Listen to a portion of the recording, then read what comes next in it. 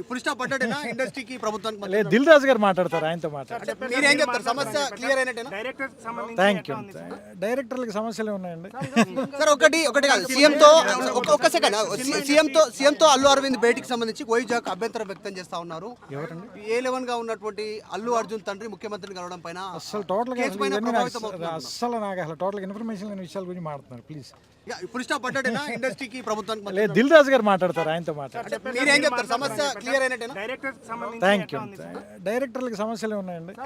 Sir ఒకటి కాదు, ఒక్క సెకండ్, సీఎంతో అల్లు అరవింద్ భేటీకి సంబంధించి వైజాగ్ అభ్యంతరం వ్యక్తం చేస్తా ఉన్నారు. ఎవరండి? A11 గా ఉన్నటువంటి అల్లు అర్జున్ తండ్రి ముఖ్యమంత్రిని కలవడం పైన అసలు టోటల్గా కేసు పైన ప్రభావితం అవుతున్నారు. అస్సలు నాకు అసలు టోటల్ ఇన్ఫర్మేషన్ లేని విషయాల గురించి మాట్లాడుతున్నారు, ప్లీజ్.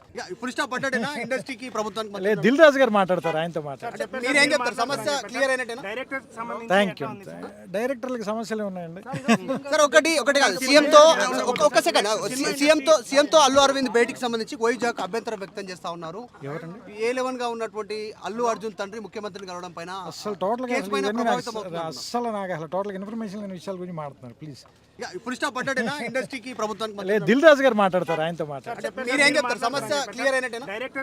Thank you. డైరెక్టర్లకు సమస్యలు ఉన్నాయండి.